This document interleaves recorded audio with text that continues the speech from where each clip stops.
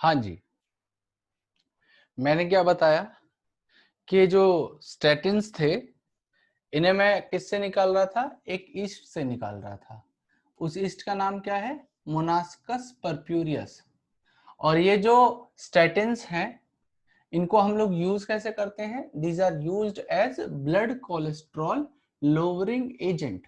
ये ब्लड के अंदर जो कोलेस्ट्रॉल का लेवल है उस चीज को कंट्रोल करेंगे, मतलब उसको कम करेंगे।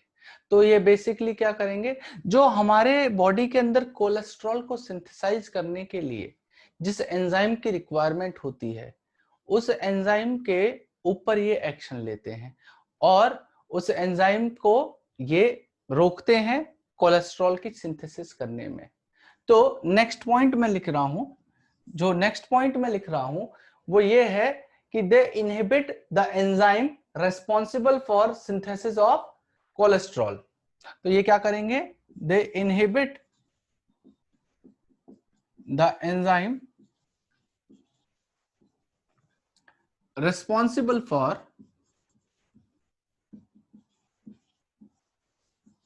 synthesis of cholesterol. ठीक है जी। और इन स्टैटिन्स के दो स्टैटिन्स के नाम भी लिख लीजिए, आपको आगे यूज आ सकते हैं। एक है लोवास्टैटिन, लोवास्टैटिन, और दूसरा वाला है प्रावास्टैटिन। ठीक है जी। Next is प्रावास्टैटिन। ये दो हैं जो आपके एज ए स्टैटिन यूज करते हैं और ये उस एंजाइम को इनहिबिट करेंगे, they will inhibit the enzyme जो हमारी सिंथेसिस करवाता हो कोलेस्ट्रॉल की। ठीक है जी, आ रही है बात समझ में? तो यहां तक आई होप चीजें जो है आपकी बिल्कुल तरीके से समझ में आ रही हूं। अब जो मैं आगे बात करने वाला हूं वो हमारे कुछ दो मॉलिक्यूल और रह गए हैं। ठीक, दो मॉलिक्यूल क्या, एक और रह गया है। बायोएक्टिव में स्टैटिन तो हो ही गए। अब बात करता हूं मैं किसकी, साइक्लोस्पोरिन ए की। तो नेक्स्ट इज साइक्लोस्पोरिन ए। तो जगह बना लेते हैं कि साइक्लोस्पोरिन ए को कहां यूज करेंगे, क्या यूज होगा।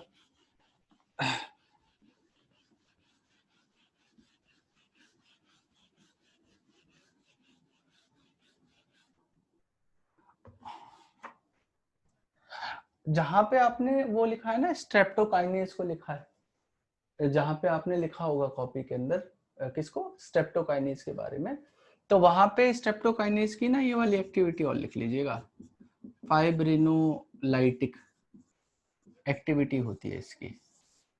ठीक है, जहां स्ट्रेप्टोकाइनेज लिखा है वहां ब्रैकेट में लिख दीजिएगा फाइब्रिनोलाइटिक एक्टिविटी। ठीक है, याद रहेगा आपको कि फाइब्रिनोलाइटिक क्या होता है, क्लॉट को डिजॉल्व करने के लिए ये यूज होते हैं। ठीक है, now second molecule we are going to study is bioactive molecule में, दैट इज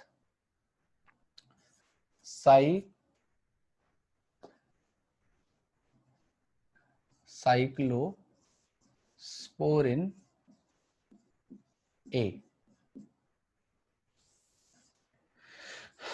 इसे हम एक फंजाई है या फंगस कह सकते हो आप, सिंपली एक फंगस है जिसका नाम है ट्राइकोडर्मा, ट्राइकोडर्मा पॉलीस्पोरम, पॉलीस्पोरम इससे निकालते हैं। ट्राइकोडर्मा पॉलीस्पोरम से इसे आइसोलेट किया जाता है या इन्हें यूज किया जाता है to synthesize this molecule cyclosporin A. Got it. अब जैसे हर चीज की हम एप्लीकेशन पढ़ रहे हैं साथ में कि ये यूज कहाँ होंगे, निकाल रहे हैं, ऐसे अननेसेसरी तो फालतू में निकालेंगे नहीं, जब निकालेंगे तो उसको यूज भी करेंगे। अब इसको यूज करने के लिए कहाँ इसका यूज होगा, तो सपोज करिए for example there is a person X, ये एक एक्स है पर्सन, इस पर्सन एक्स के अंदर क्या हुआ कि ये शराब ज्यादा पीता था, ये ज्यादा शराब पीता था, ठीक है, मतलब अल्कोहल कंजप्शन इसका डेली का था।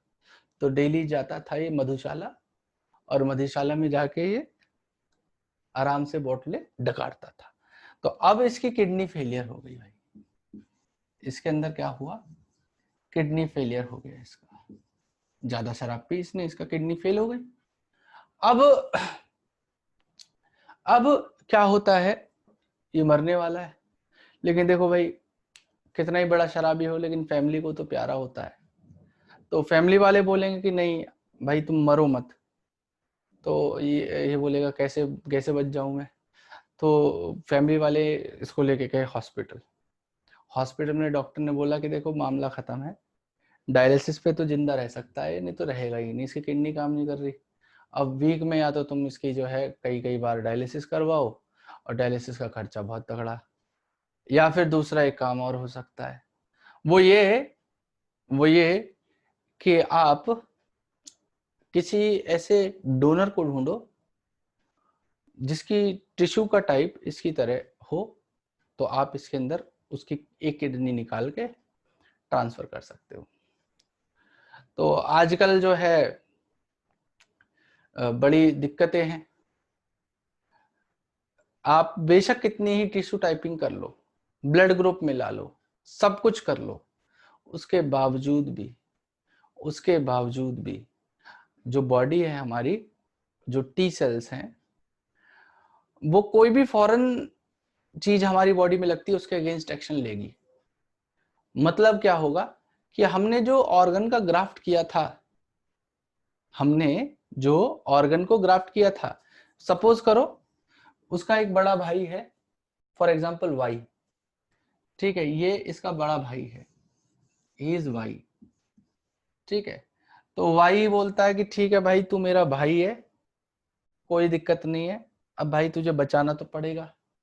तो मैं ऐसा करता हूं कि मैं अपनी किडनी दे देता हूं, एक किडनी पे मैं जिंदा रहूंगा, एक किडनी पे तू जिंदा रहे। तो अब इस वाई ने क्या किया, इसकी अपनी एक किडनी निकाली और इसके अंदर ट्रांसप्लांट करवा दी। अब करवा तो दी भाई, इसका टिश्यू का टाइप अलग है, इसकी टिश्यू टाइपिंग अलग है, ठीक है। एक ना कॉम्प्लेक्स होता है, जब कभी आप हायर क्लासेस में जाके पढ़ेंगे, ग्रेजुएशन पोस्ट ग्रेजुएशन में, वहां पे इम्यूनोलॉजी एक सब्जेक्ट होता है, इम्यूनोलॉजी। तो वहां पे आप पढ़ोगे कि एक कॉम्प्लेक्स होता है जिसे मेजर हिस्टोकॉम्पैटिबिलिटी कॉम्प्लेक्स कहते हैं। हालांकि आपको चैप्टर 8 के अंदर ही वो पढ़ना था, लेकिन सिलेबस में नहीं है तो अननेसेसरी मैंने वो पढ़ाया नहीं। तो मेजर हिस्टोकॉम्पैटिबिलिटी कॉम्प्लेक्स जो होता है, तो ये हमारा रेस्पॉन्सिबल होता है टिश्यू टाइपिंग करने के लिए। लेकिन कितनी भी टिश्यू टाइपिंग हम लोग कोशिश करके अच्छी से अच्छी, जो डॉक्टर्स हैं वो अपने लेवल पे अपने बेस्ट क्यों ना दे लें, उसके बावजूद भी ये जो ग्राफ्ट मैंने यहाँ से इसके अंदर ट्रांसफर किया है, इस ग्राफ्ट के लिए एक्स की जो टी सेल्स है वो एक्शन लेंगी, चाहे हम कितनी कोशिश कर लें। तो अब जब ये टी सेल इसके अगेंस्ट एक्शन लेंगी, तो क्या होगा भाई, हमारा रिजेक्शन हो जाएगा ग्राफ्ट का। मतलब हमने इस वाई की किडनी भी गई, इसके अंदर जो है ट्रांसफर हुई, वो डॉक्टर को खर्चा भी चला गया, और इसने जो है इस किडनी को खत्म भी कर दिया। तो अब वही मामला फिर जीरो पे आ गया जो किया गया था। वाई कहेगा मेरा तो सारे एफर्ट वेन में चले गए भाई, सारी नाली में ड्रेन में चले गए, देखो मैंने तो किडनी भी दे दी और इसके अंदर ऐसा हो गया। तो अब इस चीज को कम करने के लिए, मतलब हम क्या करेंगे कि जो हमारी टी सेल्स हैं वो एक्शन ना ले, तो हम क्या करते हैं, साइक्लोस्पोरिन ए उसको लगातार देते रहते हैं। मतलब उसको जिंदगी भर वो साइक्लोस्पोरिन ए खानी है। क्यों खानी है, ये इम्यूनोसप्रेसिव होती है। मतलब कि जो पर्सन एक्स है, इसके इम्यून सिस्टम को सप्रेस करके रखेगी, ताकि जब तक इम्यून सिस्टम सप्रेस है तो उसकी जो टी सेल का काउंट है वो सब नहीं बढ़ पाएंगे। और जब वो टी सेल का काउंट नहीं बढ़ पाएगा, तो ये जो ग्राफ्ट इसकी बॉडी में हमने लगाया है, इसके अगेंस्ट रिजेक्शन नहीं होगा, तो ये सरवाइव कर जाएगा, ये पर्सन जो है सरवाइव कर जाएगा। तो मैं एक अंकल हैं ऐसे जानता हूं उन्हें, उनकी तो डायबिटीज के कारण उनकी किडनी फेलियर हुई थी, उनकी दोनों किडनी फेल हुई। क्या नाम है उनके, देखो कितनी अचंभे की बात है कि उनके क्या हुआ कि बड़े भाई ने उनको किडनी दी, उनके बड़े भाई ने उनको किडनी दी अपनी एक, ठीक है, तो किडनी उनको दे दी, फिर किसी एक्सीडेंट में उनके बड़े भाई की डेथ हो गई। तो मतलब उनके बड़े भाई डेथ कर चुके हैं, लेकिन उनका एक ऑर्गन इनके अंदर आज भी जिंदा है। ठीक है, आप मतलब कितनी मतलब सोचने वाली बात है। और आज भी वो साइक्लोस्पोरिन डेली खाते हैं, बहुत महंगी आती है बेटा, डेली खाते हैं साइक्लोस्पोरिन, ताकि उनका इम्यून सिस्टम सप्रेस रहे और सप्रेस रहने के साथ साथ उनकी जो जिंदगी है वो नॉर्मल चलती रहे। जिस दिन साइक्लोस्पोरिन नहीं खाएंगे, उनकी जो जो बॉडी है उसके अंदर जो इम्यून सेल्स हैं वो इसको टारगेट करना शुरू कर देंगी, उनकी किडनी को, और वो उनका फिर से किडनी फेलियर हो सकता है, और फिर से अब की बार तो कोई चांस ही नहीं है, उनकी एज भी काफ़ी हो चुकी है अब तो, ठीक है ना, उनके पास इतना पैसा है कि वो कर पाएंगे इस चीज़ को। तो ऐसी चीज़ें होती हैं हमारी। तो इसके बारे में अब लिख देते हैं, साइक्लोस्पोरिन क्या करता है। देखिए, साइक्लोस्पोरिन ए ये एक इम्यूनो सप्रेसिव एजेंट है। देखिए नाम से पता चल रहा है, इम्यूनो मतलब इम्यून सिस्टम को सप्रेस करने वाला, ठीक है, इम्यूनो सप्रेसिव मतलब इम्यून सिस्टम को सप्रेस करने वाला एजेंट है, ठीक है जी। और इसको यूज कब किया जाता है, it is used by organ transplant patient to suppress their immune system, ठीक है जी। उसके अलावा इम्यूनो सप्रेसिव एजेंट तो ये है ही है, साथ में ये एंटी फंगल और एंटी इन्फ्लेमेटरी भी काम कर सकता है। ये जो मॉलिक्यूल है साइक्लोस्पोरिन ये एंटी फंगल भी काम करता है और ये एंटी इन्फ्लेमेटरी भी काम करता है, ठीक है जी। तो ये है साइक्लोस्पोरिन ए की बात, गॉट इट। अब ये सारे हमारे मॉलिक्यूल्स अब खत्म हो चुके हैं, मैंने इनको बहुत ही ज्यादा एक्सप्लेन किया है, मैं ये नहीं कह सकता कहीं से कमी छोड़ी हो, मैंने अपनी तरफ से अपनी पूरा एक्सप्लेनेशन आपको दिया है। बस आपको अब क्या करना है, इनको याद करके रखना है, ठीक है भाई, इनको आपको याद करके रखना है। तो अब जो है इतना पार्ट तो आपका लगभग हो गया, अब जो क्वेश्चंस हैं उनकी हम बात कर लेते हैं, ठीक है।